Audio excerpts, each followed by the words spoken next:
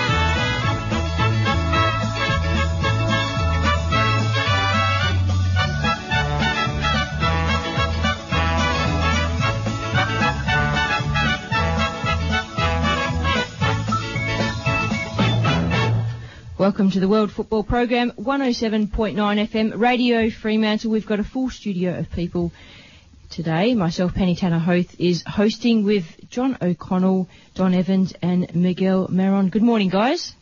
Good morning, Pen. Good morning, listeners. And good morning, and we're all battling for microphones here. No battles happening here. All good fun. You can tune in to us on the MyTuner radio app if you're mobile, or log on to the live streaming on radiofremantle.com's website. Thanks to a whole stack of people for getting us to air. Oswest Fencing and Wrought Iron, Gaydon Fence Hardware, Dataplatz, Rachel Pepper Illustrations, Perth Glory, the Australian Mini Football Federation, Prosperity Strata Management, and our club sponsor, Melville City Football Club.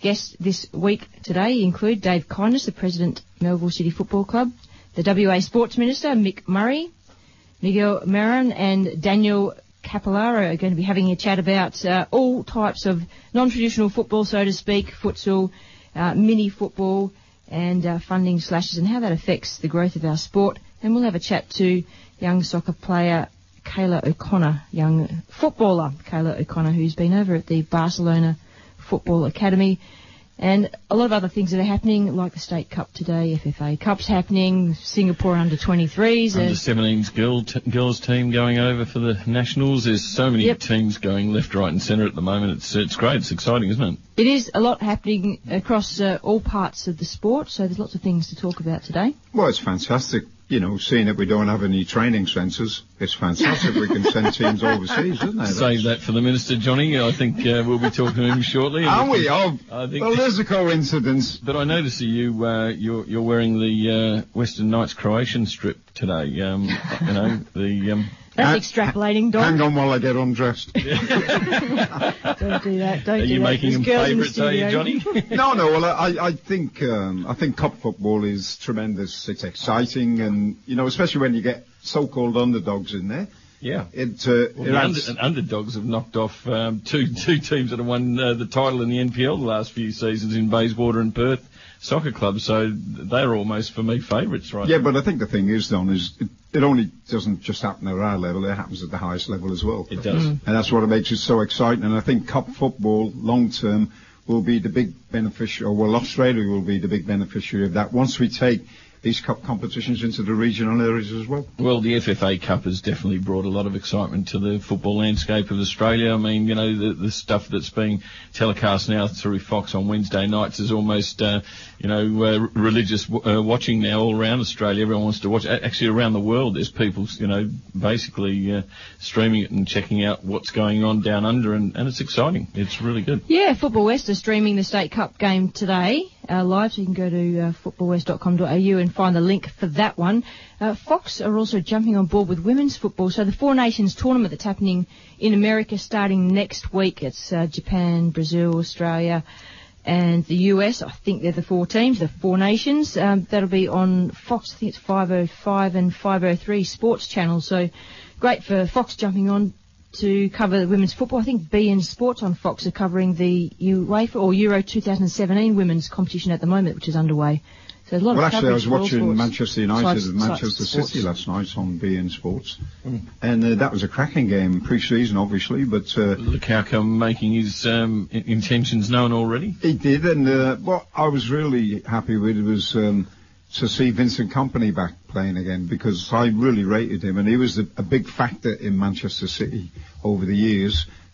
Got injuries, obviously, and it's kept him out for a while, but it was good to see him out there looking good. He's like the Rock of Gibraltar for the team, isn't he? Yeah. They're fantastic. But a special shout-out because of the cup final excitement that's on at the moment for the young boys who are playing at Inglewood this morning in Armidale and Perth Soccer Club. So that game's underway for the under-18s, and that'll be followed by the Reserves Cup final, where Balcatta take on Coburn, another two quality young sides going head to head in for Cup glory. But the big one, Johnny, will be Sorrento and Western Knights at 3 p.m. kickoff down at the mouthful, I call it, the Perth Plasterboard Stadium in Inglewood. So, and I'd imagine whoever wins it will probably get plastered at the end of the game. What do you reckon? I think the cup will be overflowing. Dear me. Yeah, and I bet you that scallywag Eamon Duffy will be right in the middle of it. Oh, mate, he'll be on the winner, that's for sure. Boys, we've got... No, we haven't. We had him. Oh, you keep on chatting, guys. Yeah, we'll keep on chatting. Well, actually, John, now that we've got that little bit of time, which I'll call it, call it filler time. A necessary break. The necessary break. I spotted you with a whole heap of the enemy. You were in enemy territory in downtown Beachborough while I was doing my duty of shopping and feeding the family. There you were, sitting like the king of the court in a cafe with a bloke with a West Coast Eagles cap, a Collingwood scarf, and God knows what other team. I mean, and you know what else he is, Don? Yeah. He's a Tottenham supporter. There you go. So were you doing what you normally do, trying to convert these blokes to see the light? Or? Yeah. Well, we've got a little group at the Galleria Shopping Centre. We meet every Saturday morning when I'm not on radio. Nice bunch of fellas. They are. And one's a big bikie with all the tattoos and all that. Yeah, real nice bunch of fellas. Yeah, and we got those little group that you met up with on Sunday, and they're Swan Districts, East Perth. Yeah, the Swan and there's a few soccer lads in there as well. Yeah, no, good old boys. I think they were from the Italian community, and they love it. They love their sport. They definitely love. Yeah. They'll watch anything that's competitive. Yeah, I'm sure they will. And as I said, the game now is, we're seeing it in a different light, I think, now here in Australia. Again, as I had when I had a chat with Mick Murray, is that we certainly need, if we're going to make the progress that's needed now, we need the facilities to help us do that. And when we have a chat with Mick, we'll go through the whole thing and, the importance of having a home. I mean, I equate it to a family. When you're a young man getting married, you buy your first home, and it's not the palace, but it's something that actually you can raise a family in. And that's what we've got. We've got a football family that needs an identification, a place where they can all, congregate and know that this is where our family runs from, and the rest of it, go out and do your best, and these, like a lot of the clubs have done a fantastic job out there, John, by building up their own clubs and building up their own homes and putting money into the game. It's time that but Glory have to do that as well. Well, Glory's been a long time coming, and Glory should have addressed this probably 3 to 5 years ago, but I think... What about day one? Well, day one, absolutely. Just the foundations, Dom. I think they were trying to get success on the field before they looked at success, and you know it, John, without a home, it's difficult. Where are you? Yeah, you got nothing. That's right, you're a wanderer. I think we've got Dave finally on the line. Good morning, Dave. Hey, good morning, guys. How you doing? Hey, kick those gremlins in the bum. Dave, are you still celebrating your life membership? Eh? Good God. Somebody said you're down at the Swan Brewery. Is that right? Not quite sure, John. It hasn't happened yet. Did you get your invite for the life membership game, the Young Socceroos in the WA at Inglewood in a few weeks' time, Dave? Yes, I did actually. It arrived just the other day. Wonderful. Yeah, it's we're just talking about celebrating so much forms of the football here with the Singapore team, under 23 national team, I think it is, coming over, and the Young Socceroos coming over to Perth and playing at Forestfield and playing at Inglewood, and who knows where else they might turn up in that week or two that they're here. Might be a few more surprises. Actually, Dave, I believe I'm on the bench for the Young Socceroos. The water boy again. Yeah, hey Dave, you're talking about Forestfield. They must be pretty ecstatic to get an international fixture at their newly renovated, revamped facility out at Hartfield Park. And how's it looking down at Murdoch and the amalgamation? How's things going there? Well, when I saw that about Forestfield, I thought, oh, gee, I wish our place was ready. We could have offered the new facility at Murdoch Uni. Well, things to come, good things to come. Yeah, absolutely. It's coming out really great. The very strange thing that happens with it is that the actual turf arrives with the white lines for the pitch all marked out already. So it's a bit of a jigsaw puzzle putting it together. It's amazing. Yes. So the ground's ready to play on, but needs a bit of, clearing and access around it to get to it? Well, they're still laying some of the turf. Maybe it's finished by now, but everything's been going pretty well this week. There has been a hiccup with the power to the lights, but we should be able to get onto it first week in August. Great, and that's probably music for the women's football's ears, because I'm pretty sure the facilities won't be done, as in the surrounding change rooms and things, to make it up to whatever standard state league or NPL. So that might be a place for the junior and women's football to step in on the pitch. Yeah, that's distinctly what we're thinking is going to have to happen. Yep. But I know that Gav wants to get up there and start training so to get used to the conditions and try and lighten the hearts of the people, because we were bottom of the league at one time and needed a bit of a lift, and he's managed to get us back up the table, and we're looking pretty reasonable until last week when Shamrock just rolled us over. Just taught us how to play street football. Ah, yes. We are, of course, talking about Gavin Brown, who's the Men's State League Division 2 coach. And by the way, listeners, if you want to text us any comments, the number is 0417 622 921, 0417 622 921. We are having some offers for listeners during the program. You must be a member of the World Football Program Facebook group page, so you must like the page to enter that competition.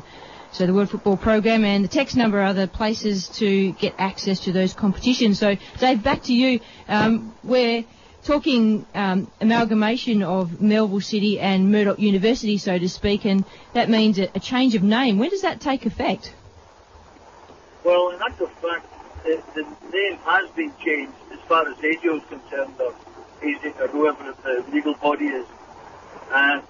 We've informed Football West as well, but all these things will just merge in as we go along. It's the same with the kit and the rebranding. That's going to take 2 to 3 years. Well, in fact, it will take 3 years to finalise all the way through the whole club. Well, Fremantle City have gone through that exercise, haven't they, with the amalgamation, so to speak, or joint venture of Fremantle United and East Fremantle, so they became Fremantle City, so they've got their new logo, new colours, the branding's got out there. I mean, Morris has done a great job of talking everything up, and I think that was pretty good transition into where they are now. Oh no, they've got a profile now, and I think everyone looks at Fremantle City as a new model of how a progressive club can go forward. And Yep. and Dave, you and your team have put a lot of time and effort into consulting with all your stakeholders there at the club. I know I had the pleasure of being at one of the meetings where you were, the hard questions were being asked, and you were digging deep on how to get it right once you went for that amalgamation. How's that all unfolding since those sorts of get-togethers you've had? Oh, thanks, Don. The whole thing, it's been going on for years, but it's continuous improvement as well, and we're trying to find the right way to go is very difficult because there's so many people with different opinions. But we've just got to try and work at these strategy meetings and bring out what we think is the best bit and put them into action, So it's a difficult one, but hey, continuous improvement. So are you going to tell us, or tell the listeners, what is the new name of the club? Oh, okay. It's Murdoch University Melville FC, or football club. That's quite a mouthful to shout out, isn't it? So, like UWA Netherlands, University of West Australia Netherlands FC, that's a mouthful too. It'll be like MU Melville FC. Or Mum FC. Yeah, Mum FC. Mum's the word then. Just looking at that, though, Dave, is that, Melville City's got a pretty historic background. And I remember when Werder Bremen came over here. Yeah, that's right. And they were heavily involved with that club when they came over because of its, obviously, German heritage, Melville Alemannia. Yeah. Heinz Gaschik. That's it. Yep.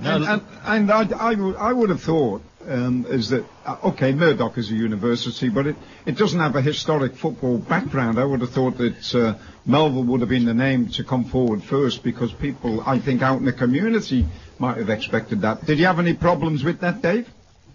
Yeah, we had major problems with it, John.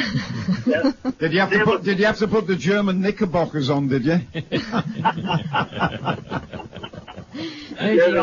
Lederhosen. What we had to do was negotiate hard even to get the name Melville into it, to be quite honest. The reason being, of course, they are putting the biggest percent of cash into it. Yeah. So they have the biggest say, They supplied the ground, and, they've been very, very, very good to us. But, it's going to be difficult for us to manage to work together with them because they have a bureaucratic system that's difficult to work with. Bureaucratic. We know bureaucratic in football. Yeah. Go on, Don. So I was just going to say through, I totally understand why Murdoch would have been pushing their barrow saying we bring more to the table than what you do, but you bring football history and football know-how, football culture. So for me, I think, there's got to be some give. People will get used to a name, and the fact is the Melville name's still there.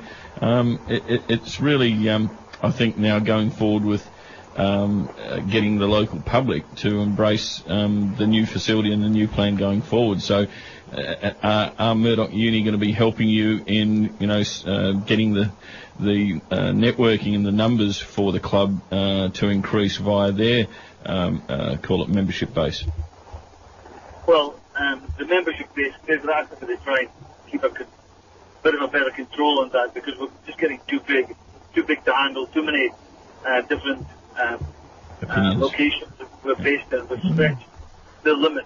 But yes, Murdoch University are very much into helping us get out to their university and also out to the public as well. Their marketing team is helping our marketing team to create events and help promote their brand, I guess, on our shirts to, they make a lot of money out of kids going to university, and if they see Melville there with 1,500 playing members with Murdoch University on their shirt somewhere, that's going to be I think the other thing, David, I was thinking of is that you're bringing the biggest sports brand in sport in Australia to Murdoch.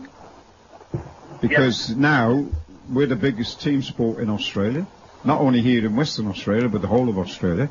And I would have thought that, Murdoch might have thought about that and knowing that obviously they've got money to offer you. Well, what else outside of the money? And you said you've been coordinating with, with their marketing people and things. But, universities thrive on numbers, and you're the part of the organisation that's bringing those numbers in. I mean, it's a facility, John, and you look at it. Murdoch could turn around and say, "Well, we're giving you, a new home, and that'll be state of the art." And it's no different to ECU Joondalup and the relationship they got up there with. But obviously, if they're giving you that, Don, it means that it's not being used. Well, it means that they need it to be used, and they're looking for a partnership. But I look at the other positives that come with having Murdoch basically as part of your organisation, Dave, and I see that they are educators. So as a club now, you're able to tap into the education processes and systems and use the football, call it model of getting all the kids at Melville to learn not just about football, to learn about good health, to learn about personal well-being, awareness programs like we do with DT38 and DIG. So through that channel, I think it gives your club a bit more of an edge in respect of how you can use Murdoch Uni more to get the message out to the community, and I think your members will actually reap the benefits, and the children that come to your club will actually get more out of it than just football. Yeah, well, in actual fact, we'll be able to help our membership via Murdoch University through their sports science and different facilities there that they can help. That's going to take time. Yep. We've already talked to these guys about doing stuff and maybe do scholarships, but it'll take a couple of years, maybe even 4 or 5 years to really have that working to our full advantage, But it's all there. The possibility is definitely there. Yeah, what about a football scholarship, David? Would that have been spoken about, an actual football scholarship in the university? Yeah, that's what we're discussing right now. Yeah. So we might be able to keep some of our really talented younger players, save them going off to play for, the sort of NPL teams, the senior NPL teams, and maybe even hang on to them, keep them, and get them into our first team. Get us up out of second division. Look, I'll tell you what, Dave, to save all the fuss and bother, I'd just call it Melville Murdoch FC and get on with it, son. I think, Dave, that we're talking earlier about the young Singapore national team coming here and the young Socceroos coming here and Forestfield picking up one of those games. I mean, Murdoch brings in a heap of students from the Asian regions on scholarships, so there's and they've obviously got relationships and networks already there. So the opportunity for Melville or Murdoch University, Melville FC, to then go the other way and send touring teams and attract players to the club, to the facility, to be a part of a pathway to Asia, and then develop contacts with clubs there is probably a really great attraction for the club. Yeah, it is.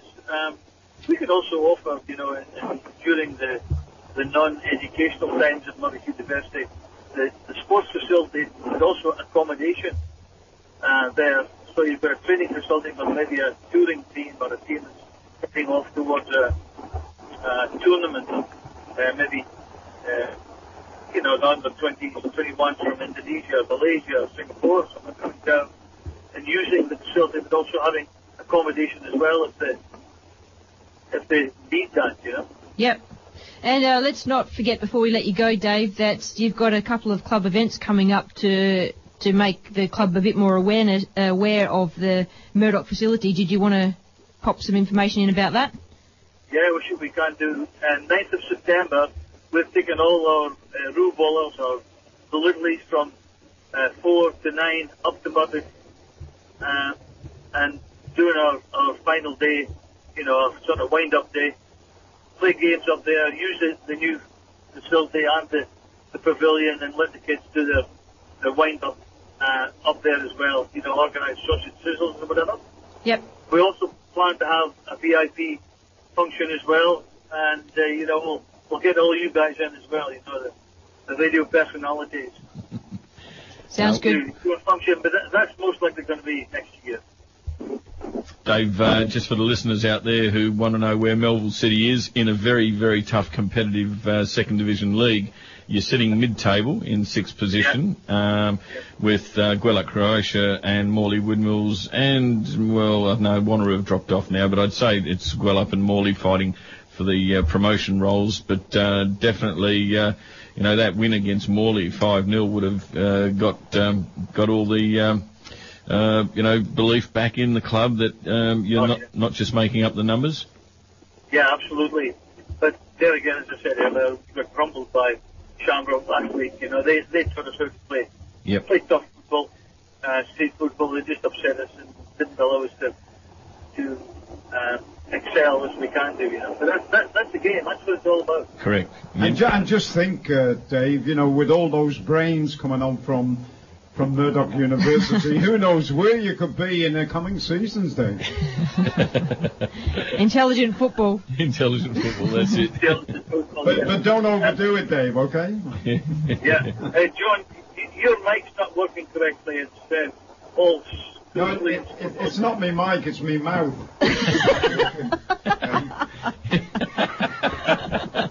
Yeah, we tried to warn him to, keep your distance, Dave, I'll Johnny. just take the mic out of me mouth. Dave, thanks for joining us this morning. Appreciate the update, and we'll catch up with you again. Okay, thanks very much, guys. Keep up the good work, Dave. Enjoy the football this weekend, Dave. Take care, lad. See ya. See you, mate. That was Dave Kindness, the president of Melville City Football Club. Hard-working president Dave is. In the middle of a very large project that is being managed by the club, and managing the growth of the club in itself, and the numbers that it's got is just some. Where are the some numbers? projects. Pen, is it? Around 1,500. 1,500, wow. I'm not allowed to say any more than that, Well. just in case the council's listening. Yeah, but it's a big step for the club, obviously, and they've been struggling for quite a while on how to accommodate all those people. And when opportunities like that come along, especially for the clubs who are not in NPL and things like that, Look, I think the area is a massive growth area. You're going to got so many, the next gen baby boomers coming through, and they love playing our game. So for Melville, it's a good headache, but I think having I'll call it the bureaucratic system of a university. It can sort of weigh you down a bit, but it can actually help you in organising yourself a little bit better. Well, I guess it's a huge beast. Once you get in and unlock all that bureaucracy, and you're actually in and have got to the place you need to be. Yep. A wealth of resources is at your disposal, and that's what Melville's looking at, and that's what Murdoch's looking at from the Melville's point of view. And it's going to be good in the end. We're just getting there. Hopefully. Well, I think what they've got to understand as well is that they're both good at things. Yeah. And if you stay in your own ballpark and do the things you're good at both Melville and Murdoch, then it should be a roaring success. Yep, hope so. Do we want to mention any other games? There's a heap of games going on this week, and let's not forget the FFA Cup rounds, which are coming up. John. The FFA Cup is, we did mention at Penn Wednesday the 26th of July. Yes. Yeah, when I was trying to get Dave. Yeah. Today's cup final we mentioned, but FFA Cup on Wednesday night, definitely big game at Windy Hill with Sydney taking on, Sorrento taking on Sydney Olympic. Is that what they call it? Sorrento are playing Canberra on the 26th of July. Canberra Olympic. Yep. Yeah. And then Heidelberg against Perth Glory on Tuesday the 1st, and Gold Coast City are playing Western Knights Wednesday the 2nd of August. A few tasty fixtures coming up. That's a big trip for the Western Knights. Yep. Didn't Jason have something to do with Canberra? Jason Washington King? Yeah. Wasn't he involved before he came to Perth? Yeah. Oh, he's from Canberra. Yeah, I think his major sport was hockey over there. Should have given him a ring. See what he's up to. Get the inside info Get him to get down to the game or scout around or something. Yeah. Or maybe after the game then. Yeah. No. Look, it is exciting for WA football, and hopefully a big crowd will go down to Inglewood today, down at the Plasterboard Stadium, but. We hope that Wednesday night will be chock-a-block down at Sorrento as well, because that game's the one that'll, I think Serena have got a real chance of being the first WA club to progress through to the next round, which would be fantastic. It's never been done before by a state league club. Can you just recap the NPL table for me, Don? NPL table, well, the big upset was last week with the mighty Stirling Lions touching up top of the table Inglewood, which helped bring the table back into a nice tight format again. So Inglewood on top with 42, Perth continue their strong form on 41. Florida Athena just having a little bit of a wobble at the moment. They're on 39. Sorrento on 38. Bayswater are the ones that are making a late surge. They knocked off Floret on the last weekend. They're on 38 as well with a game in hand to be played tomorrow against Basie's got Subiaco tomorrow, so it's a catch-up game being played tomorrow, and also the other catch-up game. Is that at Bayswater? That's at Bayswater, and the other catch-up game is Stirling and ECU Joondalup down at the ECU campus. That's a catch-up game.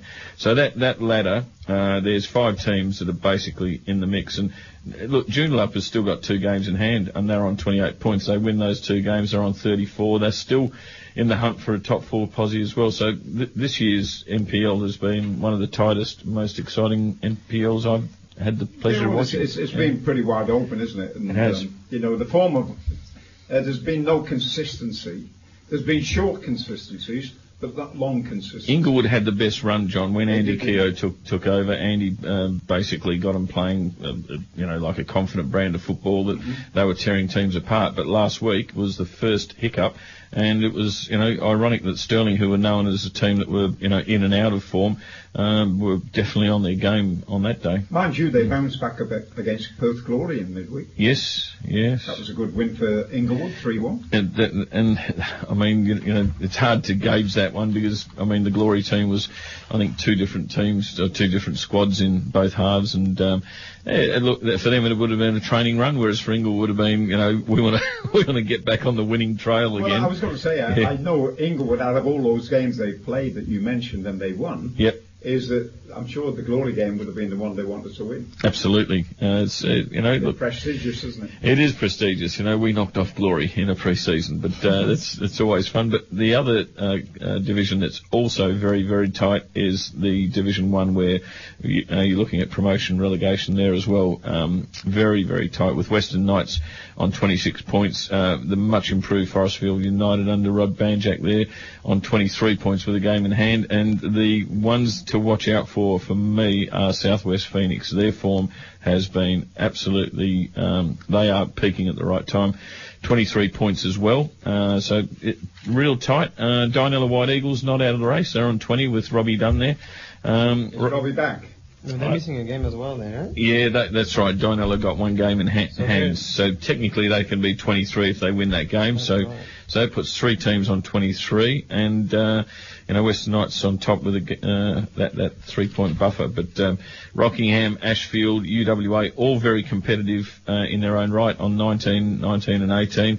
And then down the bottom, the fight for survival is on. The Cellar Dwellers, you've got Canning City on 5, Joondalup City on 13, and Gosling on 14. And that's the Div 1 wrap. And just mentioning Div 1, it's good to see some of our all-time greats in their coaching. Yeah. Trim Morgan, Robbie Dunn. Absolutely. Putting it back into the game. Yep. Now, we'll just flick over to some women's fixtures. We're going to have a chat to young Kayla O'Connor a bit later in the program, but just on the women's fixtures, they've got their State Cup quarterfinals underway at the moment. There's a few games all over the shop. NTC going away to their NTC Challenge. It's a WA NTC team going over to the AIS. So congratulations to all the players selected there. And good luck to the girls. Justine Bonsis is the coach there. She'll be coaching the WA team. So Wednesday, July 19, the quarter-final for the State Cup. Queen's Park defeated Beckenham. East Fremantle defeated Bassendean 3-2. And on Sunday, the 23rd, Northern Redbacks game was a forfeit. I think Bunbury forfeited that game. There's been a couple of forfeits in the Premier League in the last couple of months. It's a very unbalanced league this year. Hopefully they'll figure things out, get some numbers up in the league again next year. What's been the catalyst for that, Pen? A number of years of it not quite being as well managed as it could be, Inactivity, maybe. Yeah, is the word. I don't know. There's a lot of movement of players in and out between clubs. There's a lot of things. There's no one thing anyone can put their hand on. And the last fixture was Wednesday, August the 9th, which is the UWA Netherlands versus NTC game at Coker Park at 7 o'clock, Wednesday, August the 9th. Just looking at that though, Pen, has there been much work done on when they're bringing teams in to play and develop new leagues, things like that? I mean, do they do any stability checks on? Well, now let's talk more about that at another time, because you're now talking Women's Standing Committee and the influence that they have. But you need a Women's Standing Committee. Like, getting numbers into the Women's Standing Committee is a major problem at the moment. So keep that in your mind, everybody out there. We've got to go to Mick Murray, so we're going to go to a quick break and come back and chat to the Minister of Sport in WA, Mick Murray. This is Penn, John, Don and Miguel in the studio, even though Miguel's been quite quiet. It's funny because we're talking about all this football. You know, one day we might be talking about a state national Premier League for mini football or futsal or something like that, and then Miguel will be having the main things to say. I have to let the specialist in the state and MPL talk, right? Yeah. Okay. Don't worry, Miguel will come in hard very shortly. I'm pretty sure. You don't want to rush that, do you? You know, like what Penny said about a futsal Premier League. There's a bit of work to go into that, isn't there? Oh, the mini football one? Yeah. Well, we'll get there, you know. We'll talk about the World Cup that is coming pretty soon. We anyway. will. We'll talk about that a bit later in the program. Your time will come. We'll be back soon. No worries. At Prosperity Strata Management, we exclusively manage strata properties. With 30 years of management experience behind us, our excellent customer service is second to none, and we believe well-kept properties are the key to generating good sales and rental returns. On-site visits to your investment are conducted on a regular basis, with our aim being to see your property improve. For further details, visit our website at prosperitystratamanagement.com.au or call 0499 994 923. Prosperity Strata Management, station sponsor. The World Football Program welcomes the Australian Mini Football Federation onto Radio Fremantle. Join the growing numbers playing non-traditional forms of football at any of the Area 5 centres around Perth. Find out more on osminifootball.com. For the sake of our registered players, there's 37,000 of them. For the sake of the game. For the sake of the dozens of high achievers who are already flying the WA flag in the world's best football leagues. For the sake of our visitors from Asia and beyond, whose cultures are woven through football. For the sake of Perth Glory, the state's A-League team, which aims to inspire the next generation. For the sake of the mums and the dads, the fans, the followers and the football faithful, who are steeped in the most popular sport on the planet. Football needs a home. Football deserves a home. Every family needs a home. For football's sake.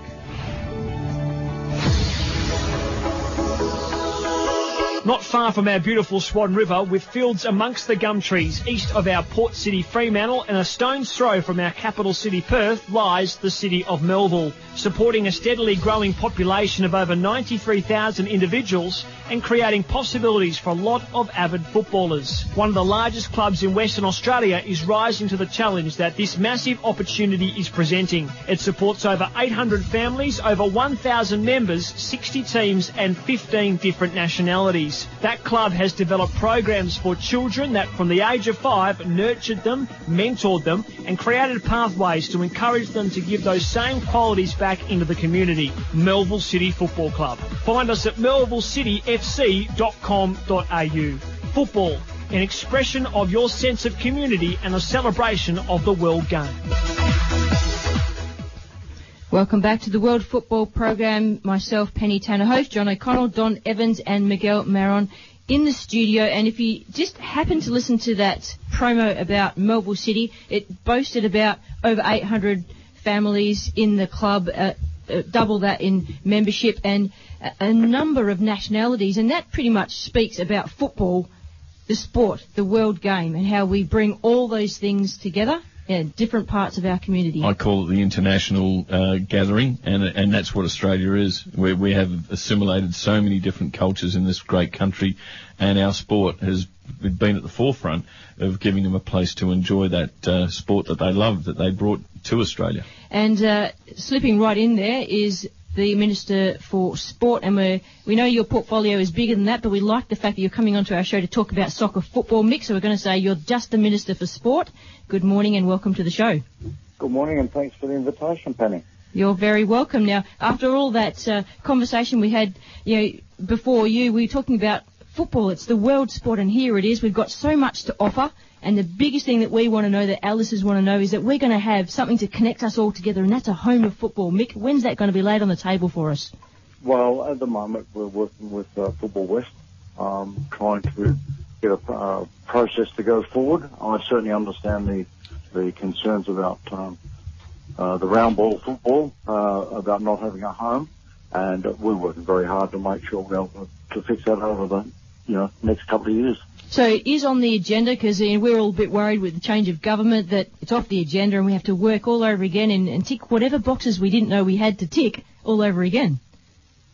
Well, I suppose that's what happens when you have the change of government, but in saying that, it's certainly not off the agenda, and have met with your executive on several occasions now, not only socially but also on an official capacity. So, yes, and it's been put forward very strongly, I must say, from your executive. So we know where you want to go, and not exactly the place, but how you want to go forward and have a home for football in Western Australia.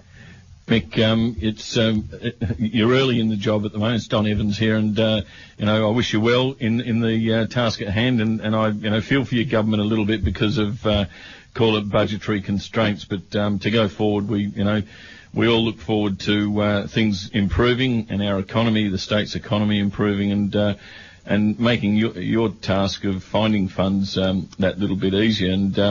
But the Labor Party's always been a party that's really well supported in call it football regions. When you look at the areas like Armidale and Forestfield and the northern suburbs, these are a real strong Labor Party enclaves, and the people that play the game and love the game would all be, kicking doors down, saying, "Hey, come on, have a look at our sport, and please don't ignore us." Have you had much representation? Have you had much lobbying from the general community in terms of, the passion for the sport? I certainly have.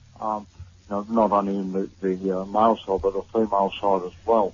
So the passion's out there. There's no doubt about that. And Sport and Rec themselves, Department of Sport and Rec themselves, understand that and meet with the people on a regular basis. So they're passing it up the ladder as much as I'm passing it down. So we do understand that, you're entitled to the same facilities as others, and at the moment don't have that, what we can call home. Music to our ears, Mick. Music to our ears. Yeah, no, it's important that it's at the forefront of the thoughts of the sports ministry, and for me, like DSR has done a lot for our code in recent years. Since we turned into Football West, I was part of the group that were Soccer West Coast when we all said we need to unite our sport.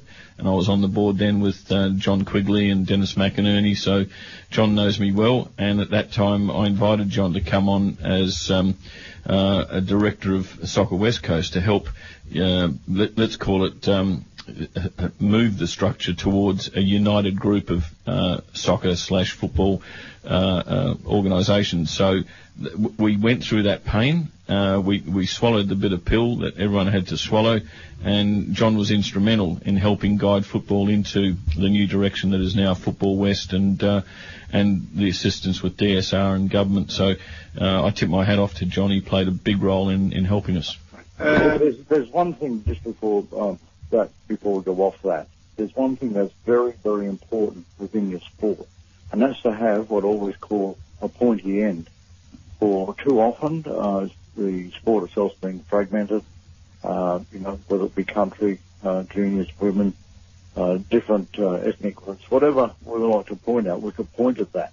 But I'm glad to hear that, and I do know that it's moved forward, and certainly under the new CEO has moved further forward, because he doesn't have an alliance with any particular group. I find that quite refreshing, and very helpful, to say the least, that we do now have that united front, which some would have said previously mightn't have been there. Mick, John O'Connell, how are you? John, and one of your groups there, you might want to tell them how you've reminded me about Football West and soccer in Western Australia by putting that ball on my on the shelf in my office, along with a photo to go with it. You're certainly very cunning in what you do. He splashed all those photos all over the desk here, Mick. So, let's just say I think there's about 20 shots here of you in compromised positions, and that with a football and a World Cup in your hand and a big cheesy smile. So he's done well. Well, I wasn't too sure, knowing John, whether he actually stole that, whether it was a replica or whether it was a photo shopping. Mick, your reputation as an Aussie rule player is shattered now. You're soccer, mate. And Emma, your secretary, told me you're still sitting in your office looking at that photo of your Hey, Johnny. No, the subtleness of it was not missed, John. When the staff come in, they said, "Oh, a soccer ball on the wall. Wonder what that's about." So we do know what it's about.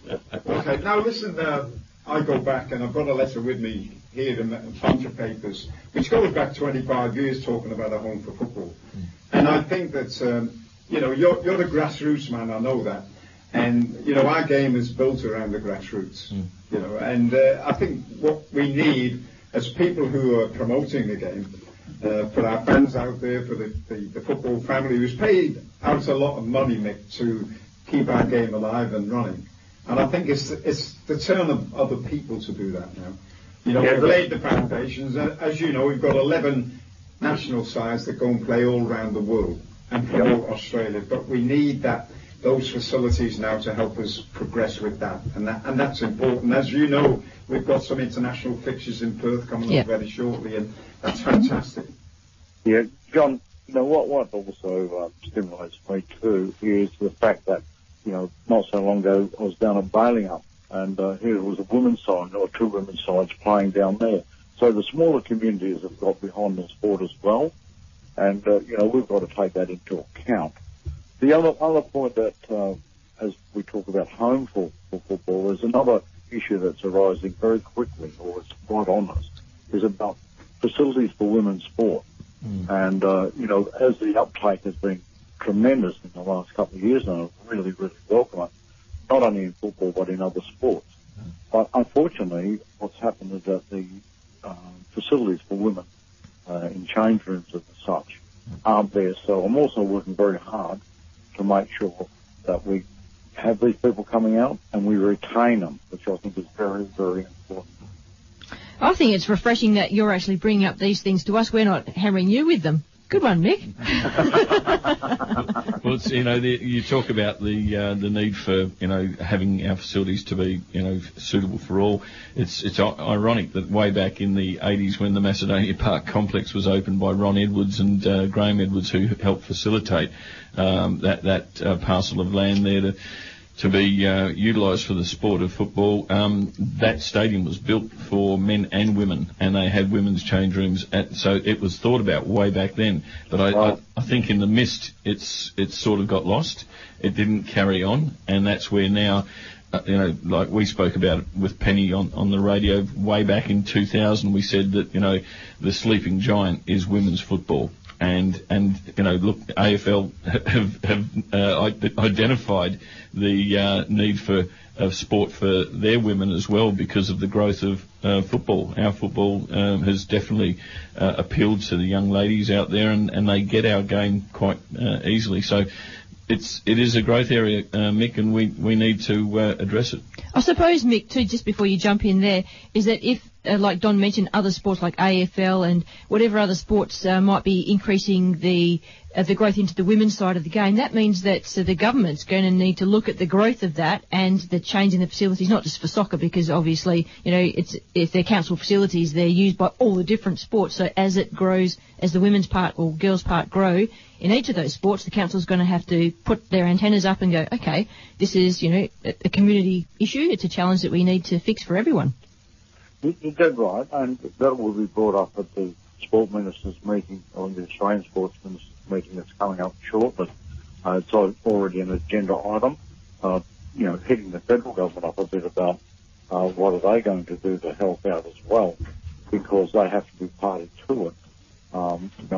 Not take over, but certainly be a party to the women's sport programs that are coming forward. And as you say, it doesn't matter whether it's lacrosse or soccer or AFL football. The if we want people out and about and being healthy, we need to provide the facilities so they do come out. Yeah. I think the other thing is, Mick, as well, is that we've seen, and not to be derogative to any other sport, but we've seen other sports being given funding to help with their developments over many, many years now. And when our community, our football community, hears people in our administration saying, well, we're going to receive 45 million from the government to build a home for football, and then it doesn't happen, and then they come back, as Colin Barnett did, and said, we'll give you $37 million if we get re-elected. But they didn't get re-elected, and we didn't get the 37 million. And what we're appealing, we're not appealing on behalf of ourselves as individuals, we're appealing from the community. That kind of actions should stop. It's either there or there isn't, and we'd rather know it's not there if it isn't. You know what I mean, Mick? But it needs to be bipartisan. I mean, this isn't political. You know, our sport is all about call it a healthy opportunity that keeps our kids, you know, focused and building their lives up to be sports people. So for me, Labor, Liberal, Democrats, whoever, everyone should be on the same page. This sport, it has been neglected and now needs the attention it deserves, because voting members of the public love this sport and play this sport, and their kids play it. So it's a simple equation for me, but I know where the difficulty is. It's all about budgets. And Mick, on that note, I mean, a lot of money has come in at WA from Asian investment, be it Singapore, Hong Kong, China, and there have been many, many different groups who have shown interest in wanting to build something for the sport of football here. Would you consider that type of arrangement where the government got into a joint venture partnership with an offshore consortium that wanted to help build a home of football, so that they, because for me, football is a bridge for us in business between WA and Asia. We are in the same timeline. I do business with in the mining industry. All our investors are basically based here and in Singapore and Hong Kong, and they love Perth, and they spend money in Perth. I understand exactly where you come from on that, the timelines and the lineups with the Asian communities with our sport. But I think we'd have to be very careful into the future now, after seeing what happened when we tried to build a bridge across the Swan River to another stadium. So I think there'll be some people taking a lot more notice of the finer detail before we jump into bed with some of those consortiums. But in saying that, I must jump back just a couple of seconds and about the neglect. There's a comment that soccer was neglected over time. The whole reason about that, is my understanding, is that because it wasn't united. Now, we had people saying, we want this here, and other people saying, no, we'll take it out to Midland, or that sort of thing. That's where now you're on the right process. But now the industry itself, the sporting industry of soccer, is now aligned and looking for somewhere to go. I think it's one of the greatest steps you've taken for many years in your sport. So, Mick, are you saying that we've ticked all the right boxes now and we're going down the right path? Are there any boxes we have yet to tick that another sport might be ahead of us in the priority for getting funding that we still need to tick? No, I think you're on even race with everyone else. Of course, at the moment, we have AFL, WA Football Commission, you might have said, there's a bit of a standoff there, because we're just not going to bend over and hand out money willy-nilly at the expense of other sports. We understand you're in the mix and shall be treated accordingly. Well, I think that's the other thing, Mick, is that a lot of our community out there feel that the funding that should have come to our football or our sport has gone to other sports, because they seem to be able to have the money put on the table, whereas when we put in our finances for the projects that we're involved in, we never seem to get over the line. So I get where you're coming from there, and if it takes, Mick, another half a dozen soccer balls to put on your shelf, then I'll certainly come up and do that for you, Mick. I think I'm more frightened of you than the soccer ball. But mate, he'll give you a Liverpool shirt signed by John O'Connell. but I can honestly say that we talked about internally as well as with your group.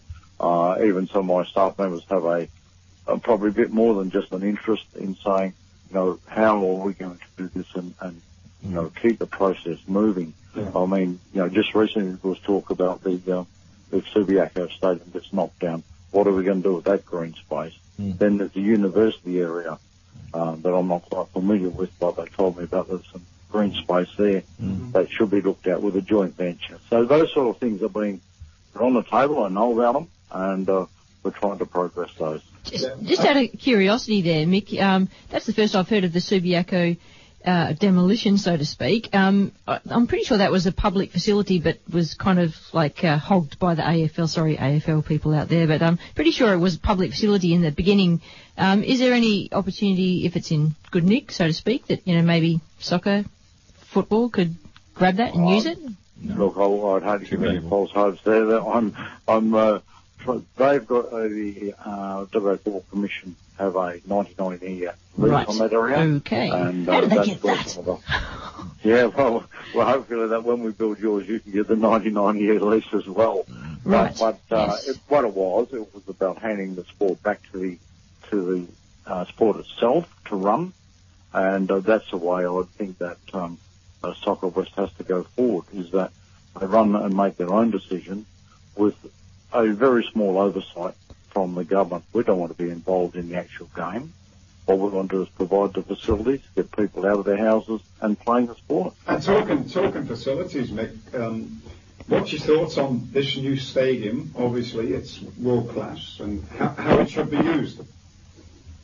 Look, what I'm very happy about after my tour there, and talk about 9 out of 10, Ed got 10 out of 10 of my view around it. It's going to be something that's sensational for WA and all sports. But what I was very happy was how they pointed out that if there's a match that's played on there, a soccer match, that how you can put an extra 8,000 seats around the rectangle so that you're not miles away trying to watch a game that's on a smaller field. So, that sort of planning that is there to allow those big games, and hopefully we can attract some of them. So what you're saying is you turn it into like a rectangular stadium for football and rugby and things like that? It just enhances the atmosphere, John. It's brilliant. It makes it like a cauldron then, doesn't it? Yeah. It does.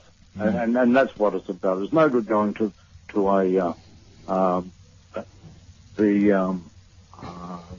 a game and then saying, but the atmosphere wasn't there. It wasn't a big game, but you have to have that part of the atmosphere to make it worth, to get people to come back.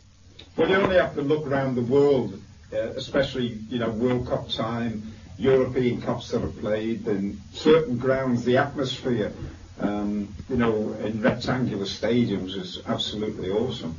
And people want to be part of it, mate.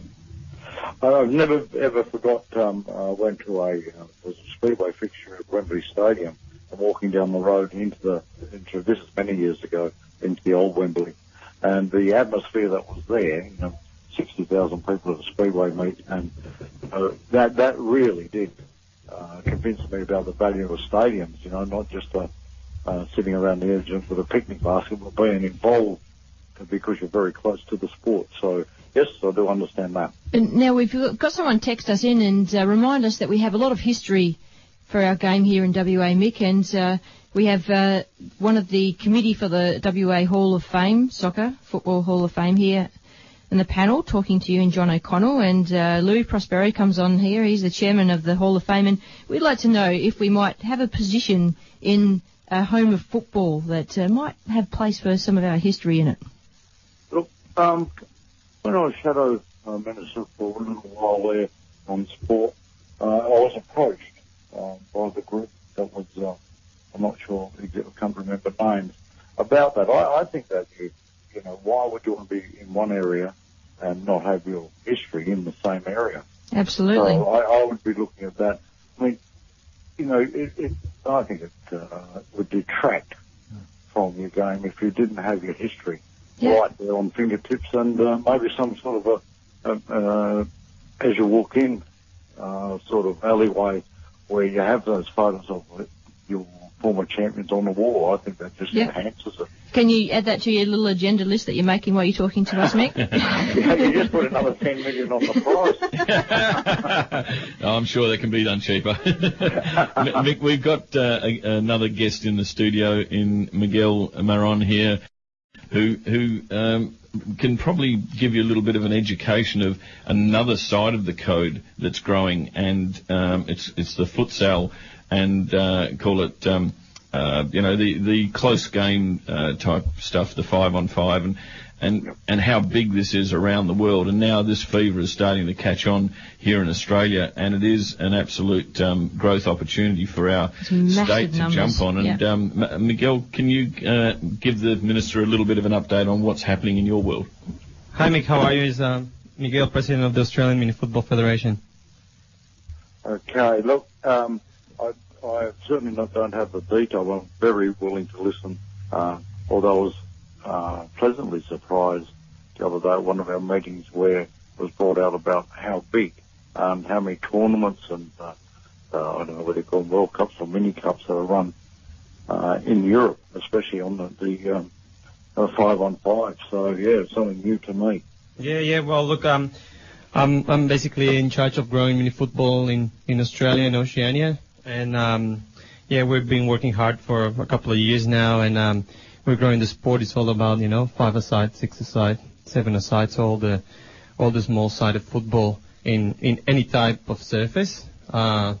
Usually we use everything that is synthetic grass and small-sided. And we have a couple of venues here in Perth, and obviously in the East Coast it's pretty massive as well. And, look, it's a big sport.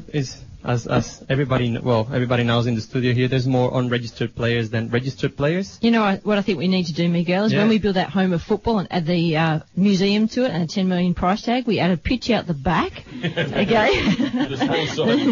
It's a bit of turf there, and have the mini football, we have the futsal, we have the home of football for 11-a-side, we have the museum. Is there anything else that we need to add to it? Oh, well, you can add beach soccer as well. We could. They do beach volleyball.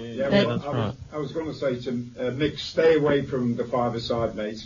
It's not in your league, mate. You stick to the big welly, Mick. Oh, no, it'd be nice and close so you can use the elbow. Yeah, well, I think actually small-sided football is even bigger than 11-a-side. It has bigger numbers anyway. You must expand on that, young man. I can prove it. Go on, throw the numbers at us. We'd like to have this conversation. Now stay united. No, but the whole idea, like mini football or small-sided football is basically it's a complement to 11-a-side. Like it's like when you grow, when you're a kid, you go out down the street with your mates. You're three or four guys kicking the ball around. So. Everything starts there. It's you don't need to have 11 players on each side to just have a soccer game. Yes. It doesn't really matter how players you have there. I think what it says also is, Mick, is that there's room for everybody in our game. Absolutely. And we need, again, getting back to facilities, we need the facilities and the accommodations to make that happen. Yeah, to foster all the growth and the potential growth that could be in the future. I think that's the thing. So it's in your court, Mick. Yeah. Well, Mick, let me tell you something else. So can I just add one that absolutely. I think we've got to look at, and I'll talk to rugby union on this issue as well. I think I know some work's been done, but we're also going to build our bridges as we talk about Malaysia and that, in a sense of scholarships, crossovers, just so that we become then relevant in their world as much as they're relevant in our world. Yes. But nothing better than having a school scholarship where maybe 4 or 5 players go to another university, or very American, I know. Are you talking WASTE, like West Australian Institute of Sport, like something through that? No, more down in an education side of it, where you might go to a uni, but you go to that university because it specialises in soccer. Something I would hate it to think it was like American football, but the crossovers, so that the cross-fertilisation between countries and people on the ground as well.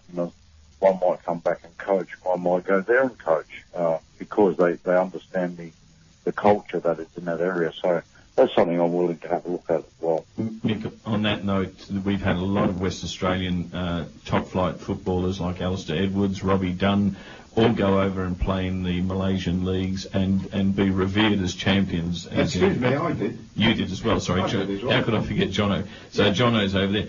But what I noticed and what we've had to put up with is when we go over there, they treat us like royalty. When state teams go over to Malaysia, to Indonesia, to Singapore, they treat our state teams like absolute royalty, and they give us the VIP treatment. When they asked to come over here, unfortunately, because our organisation was not in the same cashed up situation as what these guys are, we had to treat them like it was them playing against our local club. So it was like Stirling Lions playing the state team of Malaysia, Perth Soccer Club playing against the state, instead of a state versus state game. So what I found was we were like not reciprocating in the same way that they were treating us. So that's an edge that we need to build on. So to build that bridge, we have to show these neighbours of ours that we can put on the Ritz as well, and that's where our code will gain respect in the region. Yeah, and exactly the same line we're talking about. It's about the respectful crossovers that we should have, and never should we sort of run another state team into the back blocks. They should be treated with the same respect that we get treated over there. Correct. And you played football, did you enjoy your career, Mick? It was very short. Some of the legends down here, one of them is in the Hall of Fame, Dominic Italiano, and he was the referee, and the first thing I turned up was a pair of Aussie rule boots on. Well, they were ruled out straight away, and I swore about that. And then, there wasn't much room to run, and people got in the road, and then they made me sit on the bench for a while. And were you stomping all over them, was you? They waved this card. I've never seen one of those things in my life. But no, I put a season just helping out, and done a lot of work. We're trying to bring the two clubs together. We had a junior club and a senior club that didn't talk to each other. I now can say that. Sit back and look at the club working very well in the college, the town of Collie. So, it was a little bit that I played in the part of soccer in Collie. Mick, one more thing, Mick, before you go. He's taking his opportunity well, okay. Mick. So, I don't know, probably you're not aware of this, but we are taking the Australian national team in October to Tunisia to play in the World Cup of mini football this year. Right. Yeah, but my question is, how will you see having the World Cup of mini football in Perth in the next couple of years? Oh, yes, it'll be something special, and something that would be enticing. I'm enticed, Mick. I'm answering on your behalf of the football community. I think what we could create here would be fantastic, Mick. I think so, and the other part is, as I say, while the political side of the arena, or not the arena, but the stadium, sort of took away the positive side of the stadium. So we need people over. We need a high-class event, whether it be soccer or anything else, to have them coming to WA. But that doesn't exclude the ones that might be able to play at NIB Stadium and those areas as well. So when we're looking at sport, and probably now in particular soccer, the show they're on, we've got to look at not always facilitating right up the top, but sometimes it's the middle ground that all of us can enjoy, and the families can go along as well. Yeah, you might just have to hold that World Cup, Miguel, until we get the home of football built, and then we get a bit more sponsorship, and we have to find a space somewhere big enough to have all this. Yeah, there's no problem in my view in the World Cup issues or other tournaments. There's thinking about it and starting to plan. We just can't come out in a year's time and say, "Oh, now we want it." A lot of those processes are 5 and 10 years in the making. So, being quite serious about that is that, we have a dream. You've got to chase that dream. That's it, Mick. Yeah, just we're working hard on this already. We are making a couple of calls to Tourism WA, and we're talking to the Crown, and Perth Arena and a couple of big names down there, because we are actually the next nominated country to bring the World Cup here in Australia. So it will be good maybe to do a little catch-up and tell you everything about it. Guys, Well, again, John's proved one thing, that the World Cup can get through security because he brought it into my office. Mind you, it did cost me a few bob, Mick, so I'll be sending you the bill. Yeah, that's it. Probably parking outside.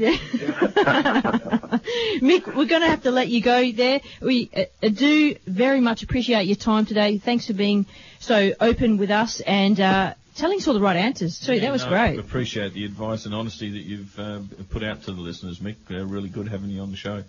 Okay, thank you very much, and any time, give us a bell. Good on you, Mick. I'll keep telling everybody you're a great player, Mick. Okay, thank you. I'll catch you later. Good on you, Mick. Yeah. Bye. I'll get off before I get caught. Bye. That was Mick Murray, the WA Sports Minister. Boys, we're going to go to a break and come back and chat more football. This is the team on the World Football Program.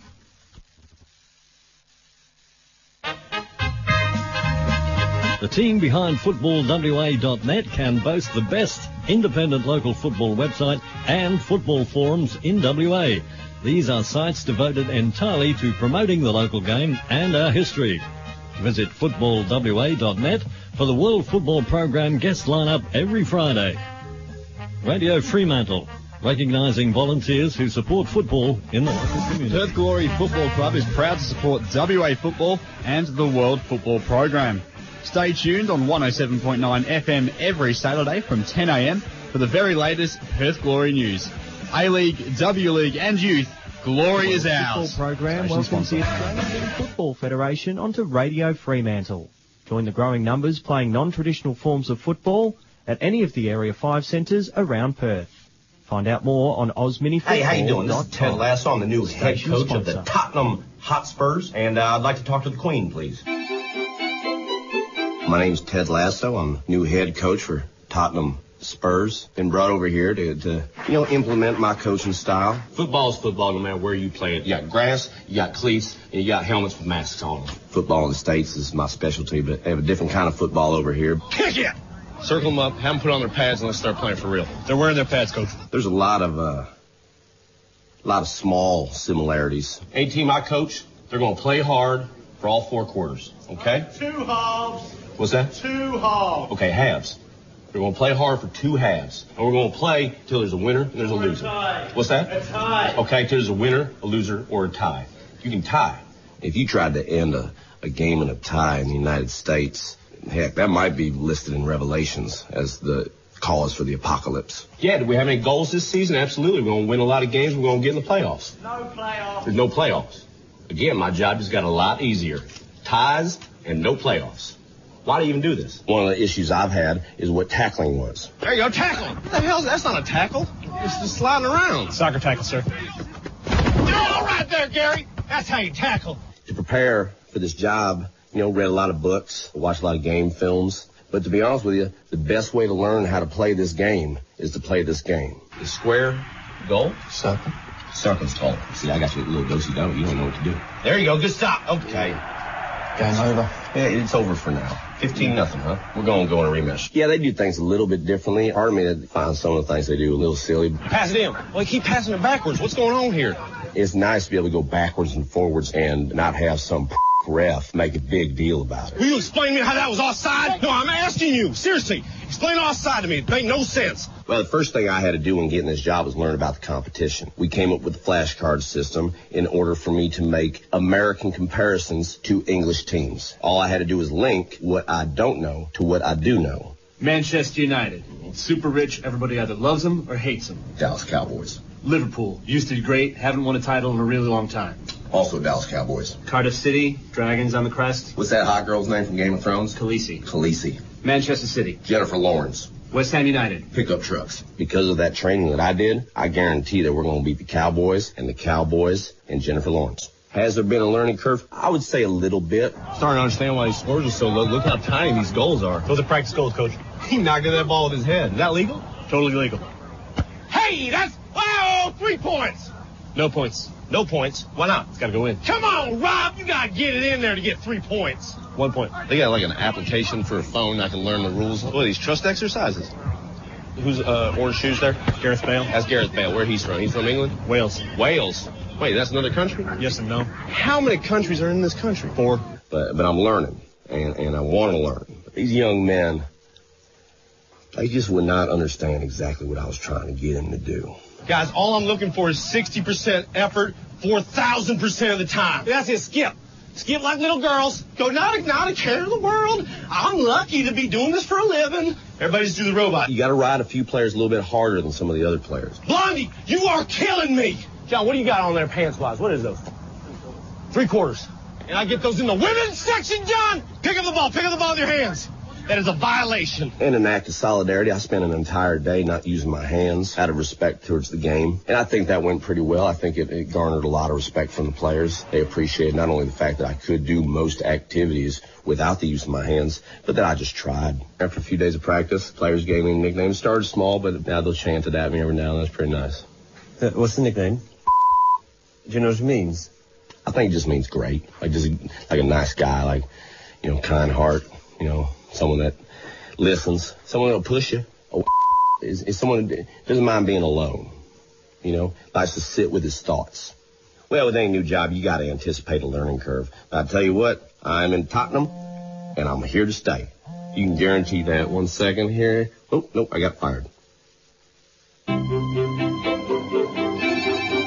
Premier League is on NBC and the NBC Sports Network. Live on TV, online or on the go.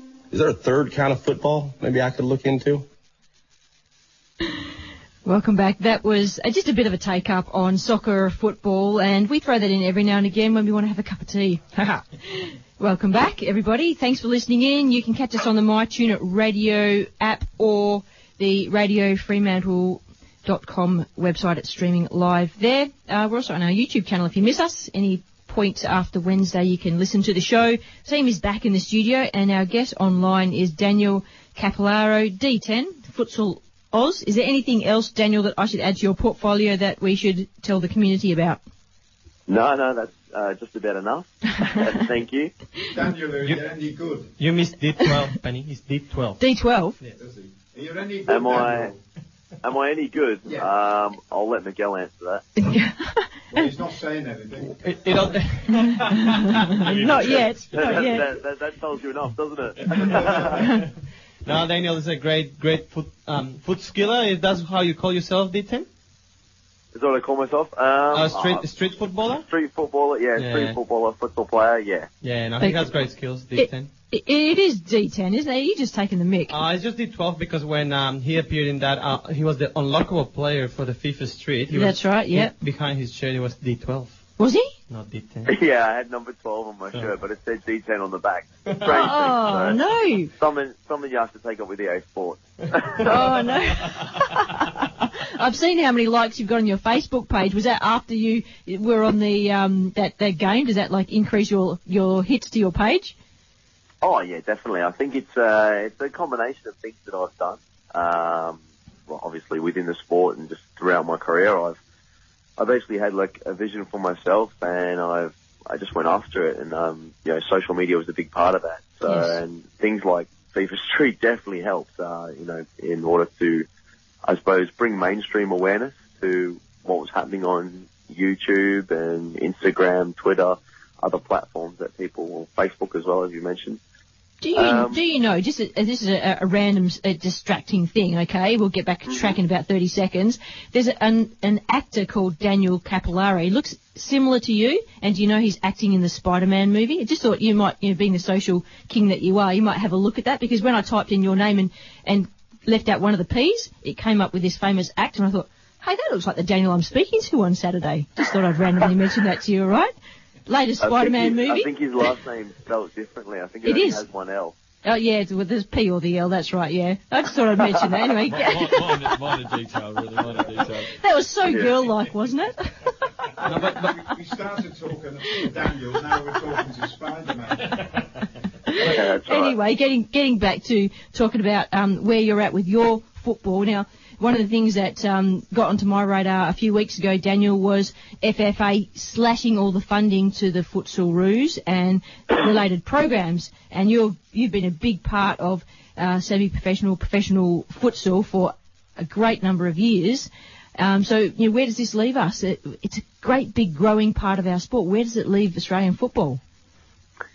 Yeah, look, it's a tough one. And it's tough because as a football player, I think, and especially as a young player growing up, regardless of being a futsal player or a footballer, you want to represent your nation, you want to play for your country, and news like this is, I don't think it's well received by anyone really, but it's kind of, it's the end, or it's the tip of the iceberg, basically. Like it's the finish of a whole lot of things that have just not contributed towards the development of the sport of futsal. So I myself, I work for a private company. It's a private provider of futsal, currently the biggest in Australia. And there is, well, we could say, 3, 4, 5 maybe different providers of futsal that do, when I say that, they do solely futsal, so futsal alone. And then outside of that, you've got leisure centres, recreation centres, places like Area 5 football that they play on the AstroTurf. I know there's one also in Hollywood within Perth. And these are, so there's lots of people that are providing futsal or playing futsal. So we are, the biggest provider in Australia of this. And then you have everything else. If the governing body was doing it correctly, there is no way any of that would be able to survive. And that's just my opinion. I agree with that. Like, for instance, if there was a renegade football league where, let's say like the NBA, okay? So FIBA, the Federation of International Basketball, they have their world championships. But why is the NBA bigger? Why does everyone want to play in the NBA? Why are there players that will turn down playing in the USA team in the Olympics to play for San Antonio Spurs, Chicago Bulls, Cavs, Warriors, whatever, to play for their franchise in the NBA? And that's, would there be money, Daniel? Well, it could be money, but at the moment there's not a lot of money in futsal. So you could say it's money, but basketball would have started in a similar situation. And then with the sport becoming lucrative, with it becoming marketable and just more advertising, the NBA has just grown out of control. Now, look, I'm not saying that that's what FIFA sees futsal as, or that it can become bigger than football, or it's a rival, or it's a threat.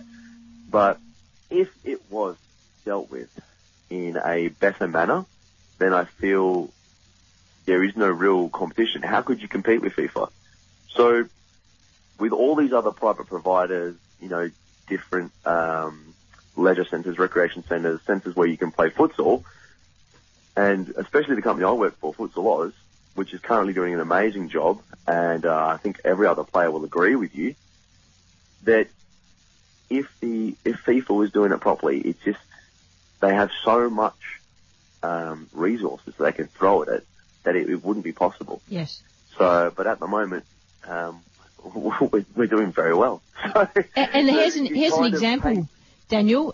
Just recently, there's been a Women's World Cup futsal in Spain. So the bodies around the globe connected and formed an international futsal alliance, and that was because there was an absence of any Women's World Cup. So they talked to each other. Women's World Cup. There is no FIFA Women's national team. There is they call it AFA, which is the Australian Futsal Association. There is a men's and a women's national team for that, and I believe it was the AFA women's national team that went and played in that World Cup. Yep. And look, that's fantastic that people got together. But again, like, can you imagine football sides getting together and making a World Cup in competition of FIFA? It never happened. Yeah. It would never happen. I think, Daniel, the other thing is that we're still in our infancy here with all kinds of football in Australia, but we don't seem to be able to nail anything down 100%. I mean, you only have to look at our A-League here, which really should be our profile competition. Well, it's our shopfront window, and apart from the Socceroos. And we're still battling to get it right. Yeah. You know, and we're talking about a second league. We've got the NPL now looking at their own association, but you know, I think what we need to do here in Australia is prioritise what is going to be the most important part of our game and get that up and running and make sure it's as professional as it can be, and then start looking at the other issues with futsal, with other sports associated to our game that we can work on then without having to worry about our mainstream football, which is as a shop window, as Don said. Is that because we haven't got the structures right, or because we're growing too fast to accommodate? We haven't got structures. Look, I think it's called total football.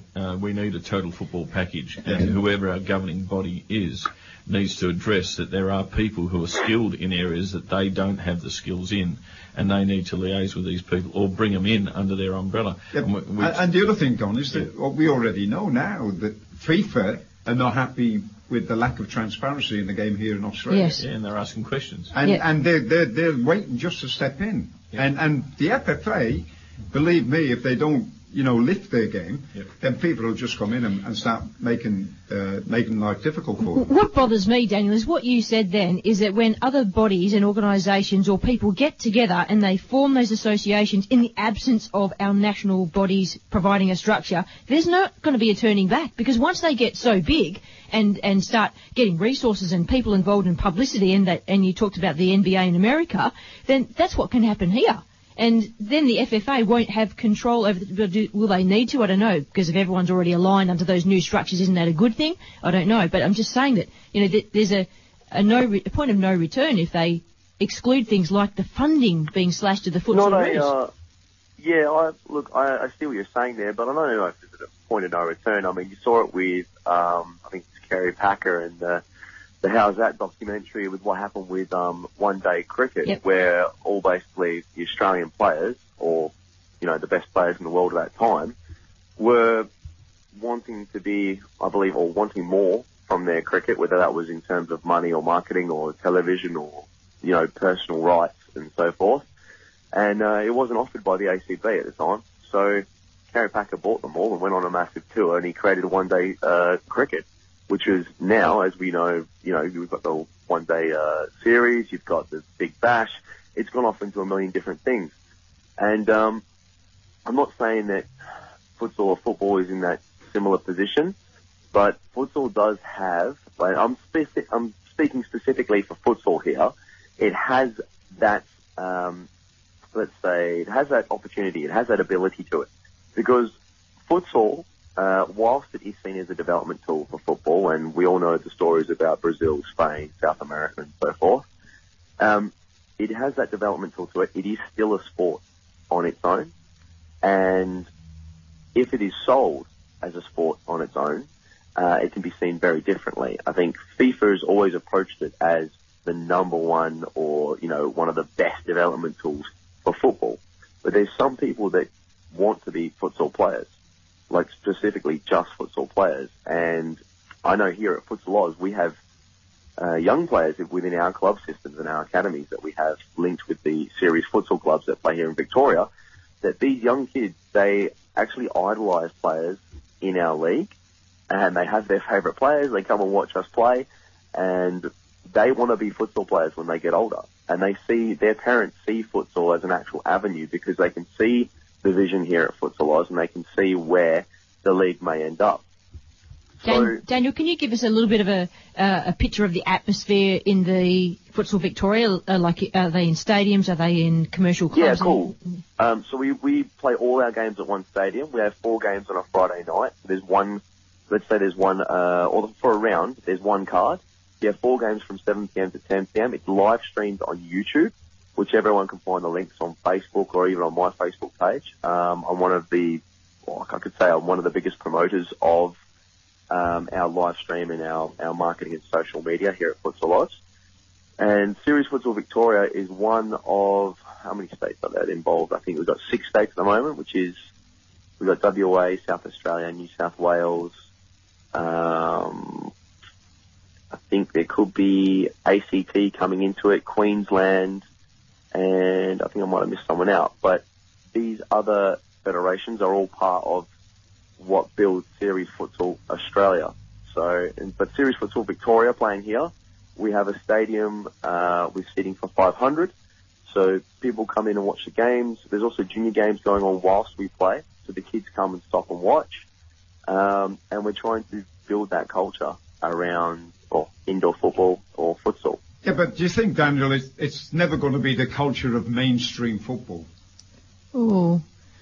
Well, I started as a footballer. I started playing outdoor football. With respect to what you're doing, and I think it's great. I think it's a great idea. But you know, I think futsal and other sports similar to that are spin-offs from mainstream football.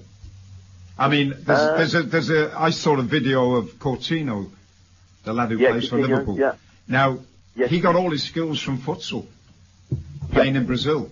As a youngster, they showed him he was only 5, 6, 7 years old. But that could just be, John, and I get where Daniel's coming from here, because if people want to choose it as their sport, if there's publicity and resources put into it, it can be just that. Yeah, but Coutinho had the opportunity from futsal then to go to mainstream football. But that was because the money's there. That's right. That might be different in 10 years or 20 years. For Penn, it's also to go there to be the best in the world. And that's the developmental side that Daniel was talking about, but it can also be a sport in its own right. You can still be the best in the world at futsal as well, and I think where the demographics are a little bit different because here in Australia. But Daniel, you won't be the mainstream hero like mainstream football is. You're not going to get the headlines and the back pages and all that. You're talking about here in Australia. I would argue that in South America that's different. Whether we can bring that culture here, that's a different different conversation, different argument. Yeah. But I understand totally what you're saying because when I started playing football when I was younger, when I was 9 years old, I started playing outdoor, and I was kind of like the reverse. I discovered futsal when I was about 14, 15, and then just began to play it socially and then realised there was all these other avenues and opportunities. And it just so happened that the game more suited my style of play, my ability. I wasn't, never the strongest player, not great in a tackle, but I was smaller and I was skillful. So it gave me that outlet, to express myself.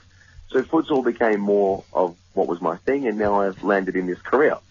Whereas, obviously you can go the opposite way around. You can start out in futsal, you can develop football. I think it's a personal thing, really, isn't it? It's like wherever you have that passion or wherever your career is going to take you or wherever you get those opportunities, that's where you're going to go. Because if you're pushing let's say, pushing a car up a hill, so to speak, and it's very, very difficult, but you've got an opportunity to go and do something else over here where you may not get the same level of notoriety. No, well, I was going to say, can I simplify by saying, if I was to say to somebody, who is the best footballer in the world, would they name a futsal player? No. Do they name a futsal player? Not here in Australia, maybe not. Whatever. Yeah, but this is what these guys, Miguel, you've been very quiet, Miguel. Come on. Tell him who those players are. Tell him where it's been. What I'm trying to say is that I love the idea of futsal, don't get me wrong. And the more people playing futsal, the better. But that's only the culture here in Australia, John. But what I'm trying to say, in Australia, we're trying to get from level 1 when it comes to acknowledgement and what have you. Yes. So futsal is going to be struggling for a while. Yeah. I'm not saying that it shouldn't happen. I think what you're not understanding yet, John, is 11-a-side or the big football because I played football as well, right? Is the bigger picture because that's where all the money is, right? Mm-hmm. But what you don't understand probably is that actually mini football or futsal or small-sided football, it's actually the key to be a good footballer in an 11-a-side pitch because when you're playing in a small-sided, you have to think quick, you have to move quick, and you can't muck around with the ball too much. I don't think John's arguing that at all. He's just saying that. I don't know.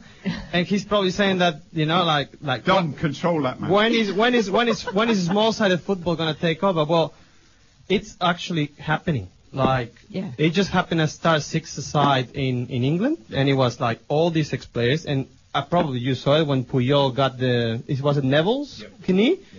that was a big game with all these all-stars from all over the countries. Now it's happening. The Legends Cup is coming in Tunisia, and it's a World Cup for the Legends. So it's all the ex-professional soccer players. They're coming now to play the small-sided game. So it's just going to keep growing. I'm just trying to balance it between mainstream football and futsal. Oh, and don't forget Perth Cougars. We had Perth Cougars in a competition a few years back. Yeah, they were a good team. That was Mr. Turner was involved with that, I think. So, yeah. But, I mean, I understand John's point in talking about where Australia's at with, we're a developing country in football terms, and our kids here have way too many. Other sporting opportunities and other sporting distractions, but this sport is what all of us who love playing football, the big pitch football, used to do and still did whenever we wanted to just hone our skills. And I agree with all the boys who basically come from that area. It does sharpen your mental decision-making process. And you can then transfer that to the big pitch and make you a better player, like Tom Rogic, for example, who basically, in the Socceroos, he's one of the guys that can manufacture brilliance out of nothing because he's one of the best examples of that. Yeah. But I think, look, the conversation that John, is it John? Am I right? Yes, it's John. That John started between who's the best footballer in the world.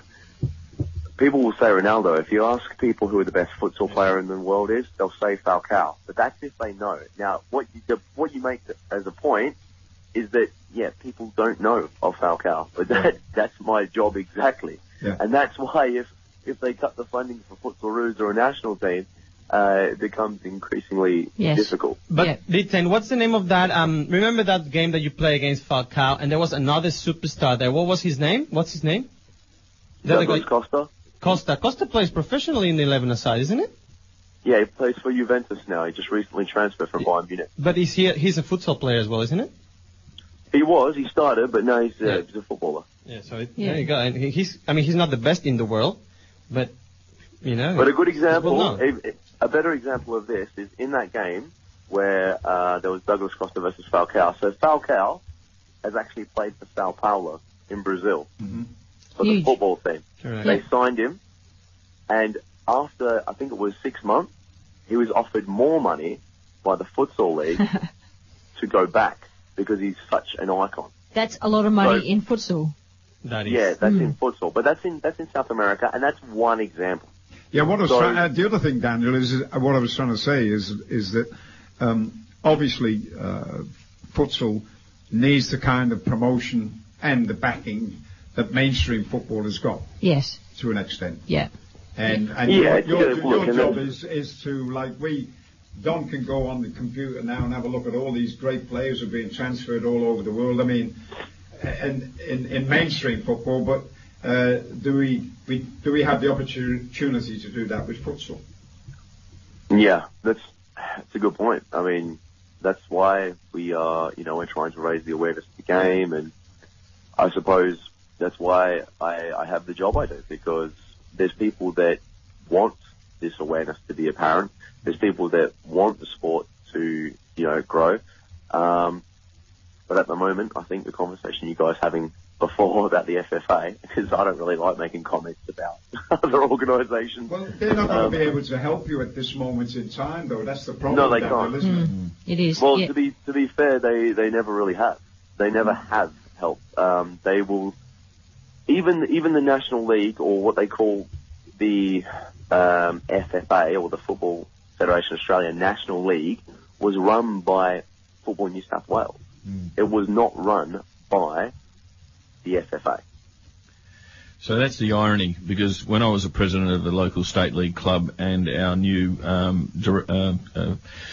Football West managing director took the reins, and he came from Sydney, and Peter Hogan. The message that I got from Peter was loud and clear that FFA wanted our state league clubs to get behind futsal and to enter a team into a futsal comp and basically have NPL teams pushing towards futsal in the off season. So what year was that? I'm going back to around about 2008. 2008. Going back, 2008, 2010.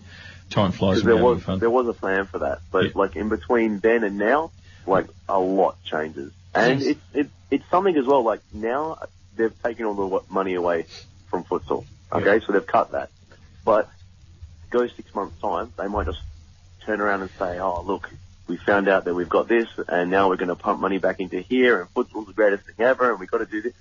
Like, I don't know if a year is a plan. I don't know if it's a plan they've made or if it's an amount of time they've given themselves so they're comfortable and they've announced it. Now they're just going to wear it. Daniel, we've got to finish this conversation, and that was about 20 minutes. So next time we're going to go for about a half an hour, I reckon.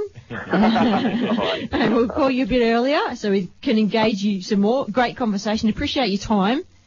You've come across very well, so we will ask you to come back and chat some more about this, and we'll get Miguel in the studio at the same time, I think, and we can talk mini football and futsal and how it's grown in that time. Hang in there, Daniel. Hang in there, Daniel.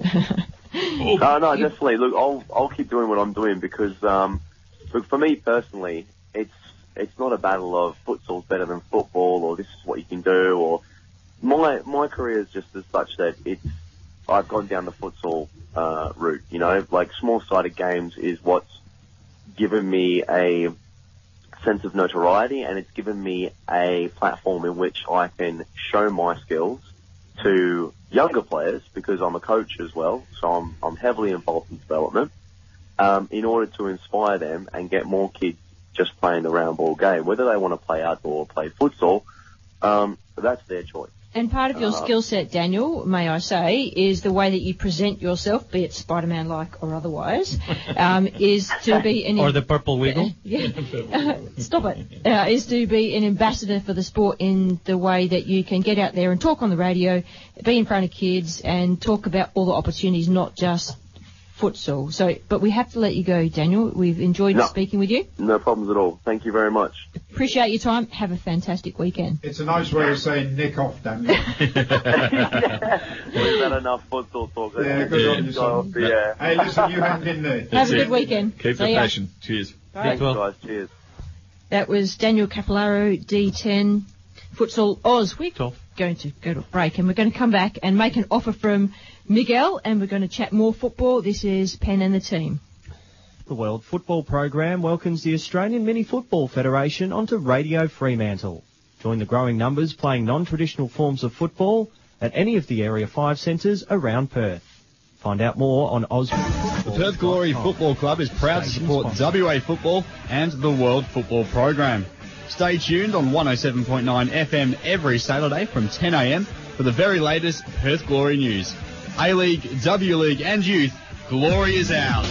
At Prosperity Strata Management, we exclusively manage strata properties. With 30 years of management experience behind us, our excellent customer service is second to none, and we believe well-kept properties are the key to generating good sales and rental returns. On-site visits to your investment are conducted on a regular basis, with our aim being to see your property improve. For further details, visit our website at prosperitystratamanagement.com.au or call 0499 994 923. Prosperity Strata Management, station sponsor.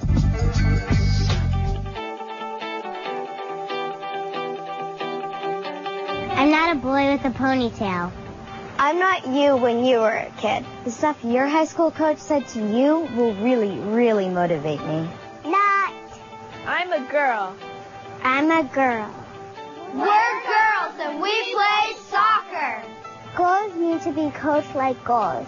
Man once said, coach me like a man, but treat me like a woman. Are you going to argue with me a ham? If you're going to teach me soccer, do it right, because there's a lot at stake. If I stick with sports, studies show that I'll get better grades in school. I'll get a better job after college. I'll have a lower risk of obesity that will last me my whole life. Coaching girls soccer is serious business. I'm more likely to get a serious concussion than any young athlete except boys who play tackle football. More than boys who play soccer. More than boys who play lacrosse. And more than boys who play ice hockey. In my teenage years, I'll be 6 times more likely to blow out a knee than a boy my age playing the same sport. If I believe you care more about winning than you care about me, I could quit sports, and that could affect me for the rest of my life. That was a good point for me to come in. Now, I've got a young lady on the line named Kayla O'Connor. She plays football at Melville City Football Club, but she's pretty much a football tragic at the age of 10, I reckon. She's a Barcelona fan, and I don't know how, but she's travels to where Barcelona ever seemed to be. It's like a magnet, Kayla. So you must have very supportive parents. Welcome to the football program, young lady. Hi, Coach. Hi, everyone. Thanks for having me on. Respect. Hey, Kyla, what's this high coach? Hey? Goodness me. Good on you, Kayla. Good on you. Are you a good player? I guess so. Good on you. Yeah, she's a great player. And I can see why the Barcelona is her team because, there's an affiliation there with the skill set, isn't there, Kayla? I'm sure that's why your favourite team has probably got the most skillful player in the world on it. Is that right, Kayla? Yeah, pretty much. Yeah. Because Barcelona, the Barca heart is the way they play. So the heart stands for humility, effort, ambition, respect, and teamwork. And I think just the way that they train, the academy, the way they teach their players is just really, amazing. Well said. And very well spoken too, young lady. So tell us about the Barcelona or the Barca Academy that you've been to just recently. It wasn't in Perth, so you had to travel to get there. So we went to Brisbane for 10 days, and we had to travel up to the park to play to train with the coaches, and so with the Barcelona coaches. So then we went to the park and we sort of, went to the change room to put our boots on together, as a team. So the coaches have very high expectations as well. So, knees pulled up to your socks, shirt must be tucked in. If one person takes their jumper off, you all take it off. High expectations, so you look the same, look respectable. Wow, did you come back to your girls' team thinking that you might want to change a few things? Yeah. I'll try and lift my socks, okay?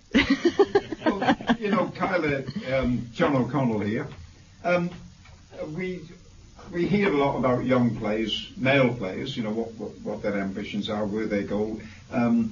It just seems, it doesn't seem strange, but it's interesting to hear now that so many young girls are playing football, is that it's interesting listening to you and being able to hear what your ambitions are as a young girl who is obviously looking for the future in the game.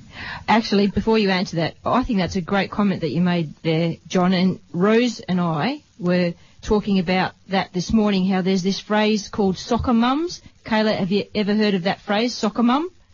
Yeah, quite a few times. Yeah, and that's about the mums who go and support their young ladies playing soccer. In America, that's where the phrase was coined. But now, when you look at Rose, you can say hi to Kayla if you like. Hi, Kayla. Hi, Rose. She's been naughty up here, Kayla. Now in this generation, we find that mums are playing soccer and girls are playing soccer. So it's changed over a generation, and that was America, where in America they have the highest numbers of girls playing sport. I think it's the highest participation sport out of anything over there, even higher than the men, Kayla. So now soccer mum is kind of gone. It's not heard that much anymore because everybody's playing soccer, and there's these great opportunities like we've been to the World Masters Games, and Rose came with me as a team mascot, so to speak. You're able to go to the Barcelona Academy and play. And did you know there's a professional women's team in Barcelona? Do you have ambitions to play professional football? Yeah. So my goal is to play for Barcelona women and Australia. Okay. Well, you skipped a step of Perth Glory women in there.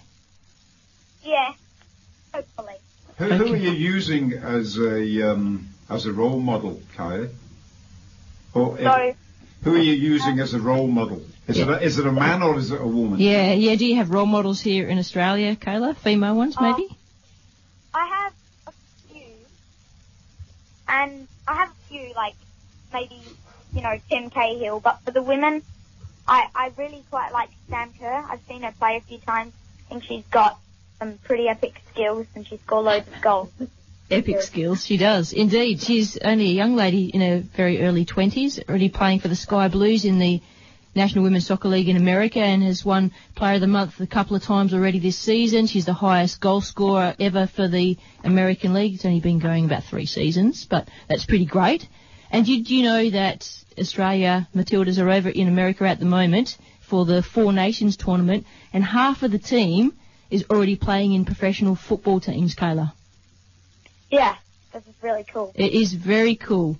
So that kind of means that we need to do some work here in Australia, I think, providing some opportunities for our players to stay here and play football here. What do you think you're going to have to do, Kayla, to reach those levels? Obviously, I would imagine that you're going to, as you get older, you're going to have to move on and look at the kind of clubs that are going to be available for you to go to get to the standards that you need if you're going to achieve your ambitions. Have you thought that far ahead yet? Yeah, so I'm in a skills acquisition program standing for, like the acronym is SAP. So it's an SAP program where you're coached by, like, proper coaches who know their stuff. And from SAP, the next level is the NTC. So the NTC is basically the pathway to Perth Glory and the national team. So the NTC is hopefully where I'm aiming to get at the end of this season. I like the way you're talking with confidence about your football, but also knowledge about the pathways that are already out there at the age of 10. That's pretty impressive, Kayla. Yeah. How long have you been playing football? So I've been playing since I was 2. 2? What's your favourite position? So I'm a striker. You like scoring goals? Yeah. Yeah.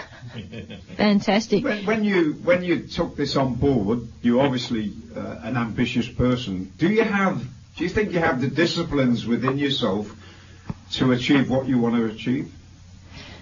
You're asking some good questions, O'Connell. Discipline, Kayla. How are you off for discipline in achieving your ambitions? Are you fully committed? Do your parents help you? I have some really good support from my family, especially my mum, as well as flying over to Brisbane. I think that was pretty amazing support, actually. There's not many girls that would have mums that would fly them over to a Barca camp on the other side of the country. Yeah. And talking about going away, there will come a time, maybe, Kayla, when you might have to leave your family behind and go and achieve your dreams. Do you think you're going to have the capabilities? Obviously, you'll miss your family, but do you have the reserves within yourself to accept that and say, well, if I'm going to be who I want to be, I'm going to have to leave a lot of things behind me to do it? That could be from the age of 13. I think the young state teams start travelling from the age of 13 with WA into the championships. Do you think you'd want to bring your parents along to that, Kayla? If I could. But, yeah, absolutely. I know that playing professional football in the future, playing for the state team, playing football in general, you have to make sacrifices, and that's one of them. Yes. You've got a head about you, young lady. Yeah, but I think if you go to, albeit Barcelona and places like that, they make sure that you will fit in and that you will be comfortable. Yes. And I think a classic example was Lionel Messi. Yes. I mean, he came over there when he was 10 years old, yeah. 11 years old. And he had medical problems and they helped him. Yeah, he had to have foot surgery and all that, but look at him now. It could be you, Kayla. Yeah, and look, that could be you. And look at the loyalty that he's given back to the club.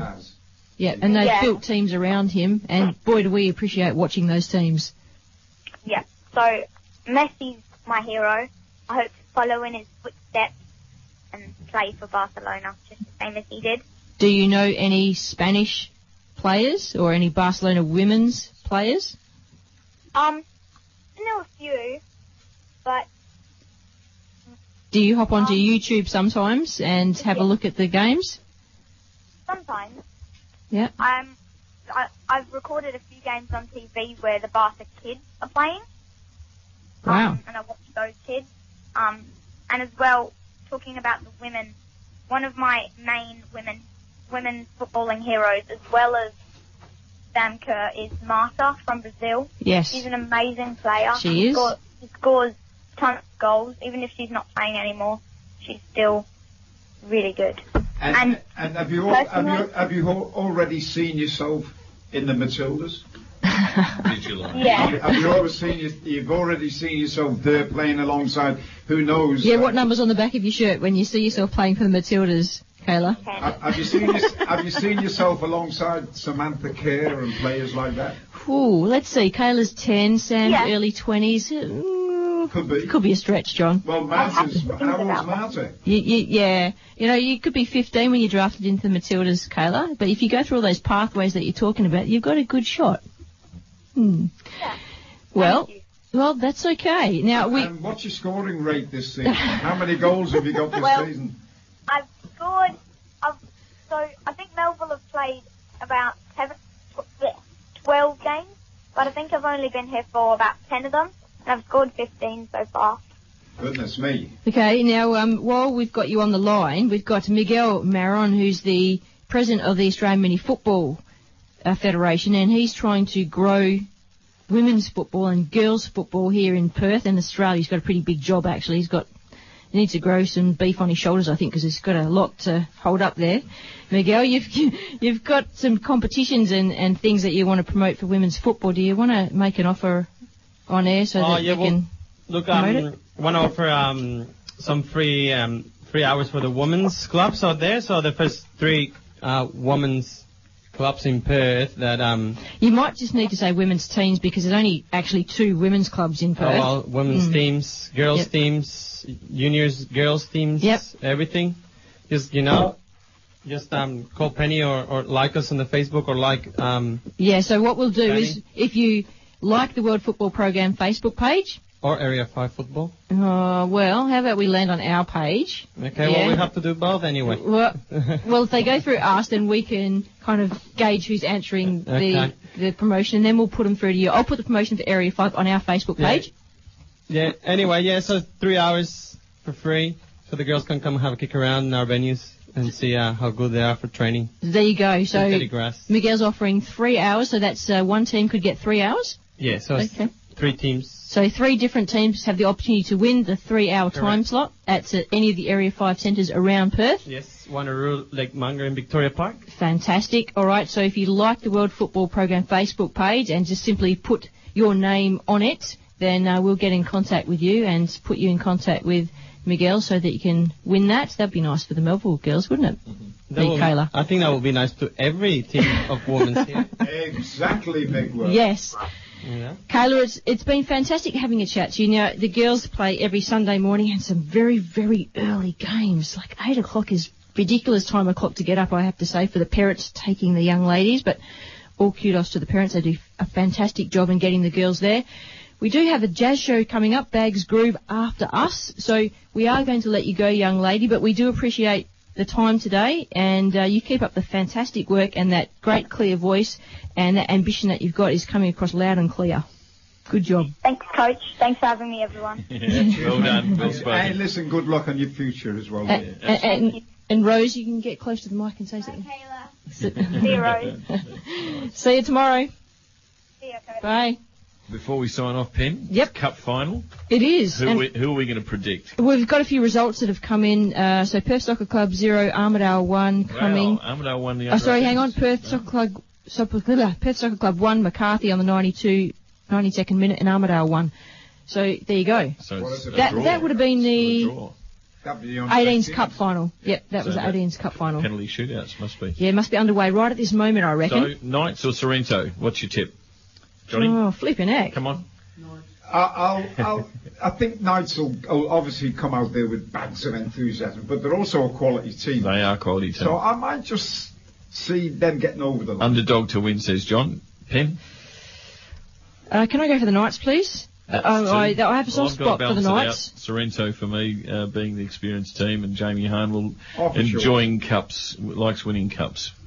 Miguel? I think I already said Sorrento though. You did. But I wish the best for both teams. both teams, absolutely. Like it's going to be a great game. So I'm following the Knights right through the FFA Cup, so they're the team for go me. Knights. Yeah, look, guys, thanks for coming into the show today. I really appreciate all of your time. Rose, John, Don, Miguel, appreciate all of that. What was that? I couldn't hear you there. You're an absolute shocker, O'Connor. We'll get you trained up. Don't worry about that. Back next week, and the Bags Groove is on now. See you later.